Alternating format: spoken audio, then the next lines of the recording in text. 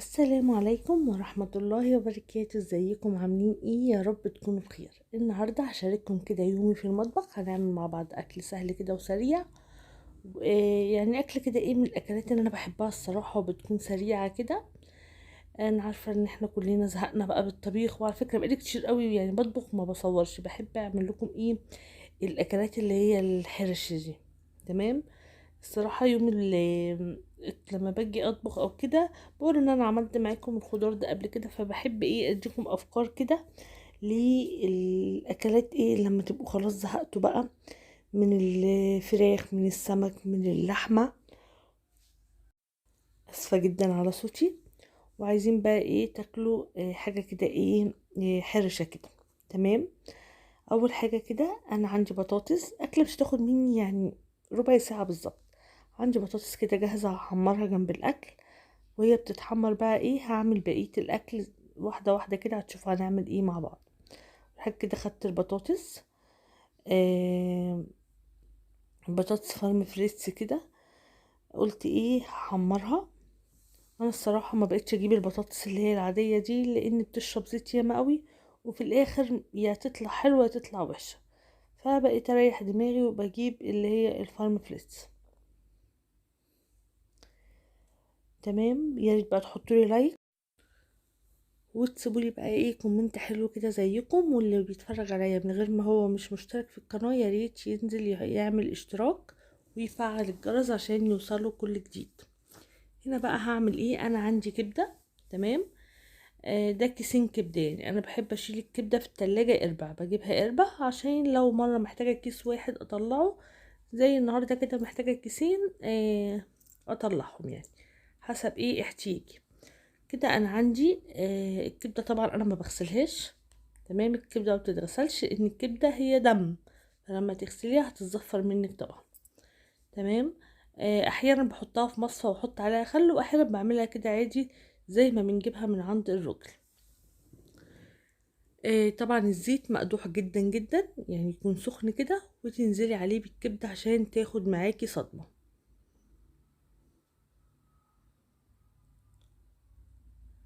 انا الصراحه بشتريها من عند حد يعني وبكون واثقه فيه يعني. آه بقالي فتره زمن يعني بتعامل معاه، فهو ايه كويس جدا يعني. الكبده بتاعته ما بتكونش زفره ولا اي حاجه. انا ما بحبش الكبده البلدي. الكبده لازم عشان اللي هي بالثوم والخل دي، اللي هي الكبده الاسكندراني، تكون مجمده. انما الكبده البلدي بتكون حلوه لو شوحتيها كده بحته سمنه، بحبة ملح وفلفل اسمر وبس. تمام. انما الكبدة الاسكندراني بقى اللي هي بتوم وفلفل والخل والكلام ده، ديت يعني تفضل ان هي تكون مجمدة، لان البلدي بتبقى فيها سن الزفارة كده. دي بالنسبة لي انا، بس طبعا الاكل اذواق. هي الحاجة الوحيدة اللي بشتريها مجمدة الكبدة، يعني كبديل لكبدة الشارع يعني. انما اللحمة طبعا نجيبها بلدي افيد لولادنا. الصدوق الحاجات دي برضو تبقى افيد، اللحمة المفرومة. انما الكبدة يعني هي بتبقى اكلة ايه كده احنا بناكلها يعني كبديل، بدل ما ننزل نشتري سندوتشات كبدة من الشارع والكلام دوت من المطعم يعني بره. هنا بقى نزلت على الكبدة بالفلفل، وهحط كده ايه حبة ملح. تمام. وحبة كمون وحبة كزبرة. يبقى احنا شوحنا الكبدة، عطيناها صدمة في الزيت. الزيت يكون بيقدح قوي عشان ما تنزلش مية. وحطيت بعديها عليها فلفل كده قطعته، وكمان فلفل بقى زي ما تحبي. وكمان حطيت ملح وكمون وكزبرة. تمام. ما بحطش اكتر من كده. عندي بقى التوم ده انا مفرزاه، ده بتاع الكبدة والسمك، بكون ضرباه كده في الكبة برضو مع كمون وكزبرة وفلفل وهريسة. كل ده بكون ضرباه مع بعض في الخلاط، في الخلاط اسفة في الكبة، وبكون محتفظة بيه في الفريزر وبطلعه. تمام. ده بخليه للكبدة وللسمك بس. وعندي كمان كده هرسة الشطة، كنت عاملاها بس للأسف ما عملتهاش معاكم. هي جبت قرن الفلفل الأحمر ده وضربتها برضو في الكبة مع حبة ملح فقط لا غير، وحفظتها في الفريزر. ما رضيتش احطها يعني في البرطمان عشان بتقعد عندي مدة طويلة، ان انا ما بستخدمش الحراق كتير عشان خاطر اولادي. وانا بص اهو بخلص في الكبده، كانت البطاطس بتاعتي خلاص اتحمرت زي ما انتم شايفين كده، والكبده يعتبر معايا كانت خلصت. الكبده طبعا ما بتاخدش سوا على النار كتير، بس انا عندي العين اللي من جوه دي بتكون يعني واطيه، عشان كده سبتها شويه يعني.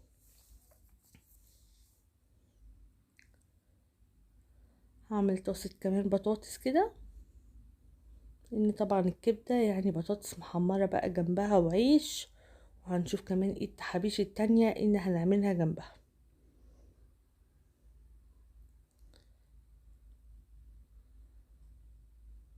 هنا بقى ايه، عندي بتنجان اللي هو الرفيع يعني الطويل مش الكوبي، هقليه كده برضو جنب الكبدة وهنعمله، هيبقى طعمه حلو قوي.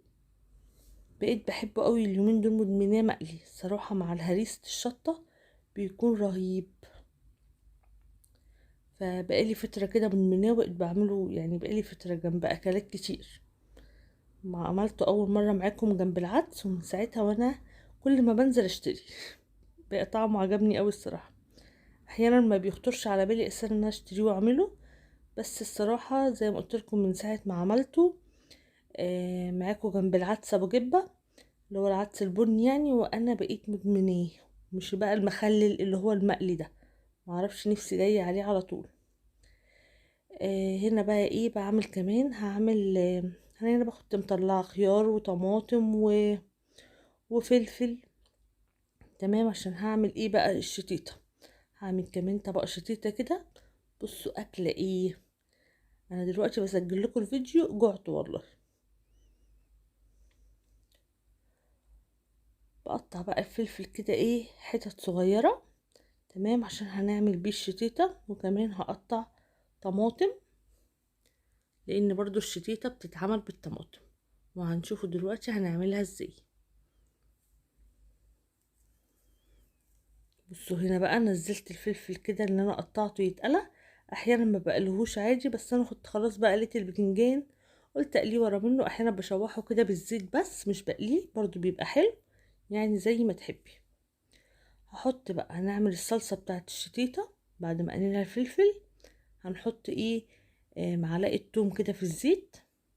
طبعا لو مش عايزة تقلي الفلفل شوحيها الاول في الزيت، شوحي الفلفل في الزيت، وبعد كده انزلي بالتومة، وسعي لها كده حبة في النص وحمريها كده شوية، وبعد كده انزلي بالطماطم اللي متقطعة مكعبات صغيرة على التوم، وحطي حبة ملح بس كده، ما بحطش عليها اكتر من كده. هي الزيت والثوم والملح والطماطم. حطيت كده حبة مية، وحطي بقى كمان عشان لونها يبقى حلو معلقة صلصة من اللي هي اللي في البرطمان. وكلي بقى احلى طبق شتيتا بجد. الطبق دوت انا لو كلت منه كل يوم ما بزهقش منه، طعمه بيكون خطير. اعمليه كده جنب طبق ملوخية، تكوني عاملة ملوخية كده اعمليه جنبه بيكون فظيع. هنا بقى انا بعمل ايه، بحشي بقى البتنجان بتاعي. كنت عامله حطيت كده معلقه هريسه مع حته تومه وليمون، عصرت بقى ليمون كتير. وهبتدي بقى ايه احشي الحشو، حبه كمون برضو يعني. الدقه دي هريسه وتوم وكمون وملح وليمون.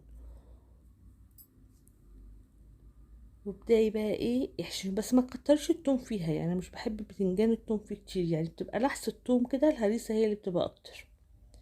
وعصري بقى ليمون على قد ما تقدري، كل ما تعصري ليمون كل ما هيبقى طعمه تحفة. بصوا منظره والله العظيم عايز يتاكل حاف. انا جوعت، احنا بالليل.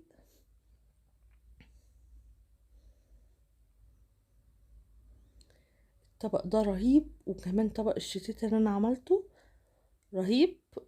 بس بقى ايه ملهلب. بصوا ادي الصلصة بتاعتي اهي، هنزل بقى عليها كده بالفلفل. وزي ما قلت لكم لو مش عايزين تقلوا الفلفل عادي ما تقلوهوش، مفيش اي مشكلة. بصوا بقى ايه تشوحوا كده الفلفل زي ما قلت لكم، وبعديها الثوم، وبعدها انزلوا بالطماطم. الفلفل هيستوي مع الطماطم ومفيش اي مشكله. لكن زي ما قلت لكم انا كان عندي الزيت يعني قليه في البتنجان، قلت اقلي بقى الفلفل بالمره، ان كده كده ايه هرمي الزيت بقى خلاص. وادي كده شكل اكلنا بعد ما خلص. شايفين بقى؟ ادي الكبده، وادي طبق الشتيته والبتنجان وبطاطس محمره، وقطعت كده طماطم وخيار. والله العظيم اكله، بصوا مش قادره اوصف لكم بقى. جيبي عيش وكلي على قد ما تقدري. الاكله دي طبعا بتاكل غير الاكل بقى الطبيخ والفراخ والحاجات دي. واكله كده اهو يوم معدى. وبس كده، ومتنسوش بقى تحطوا اللايك وتعملوا شير، واقول لكم مع السلامه.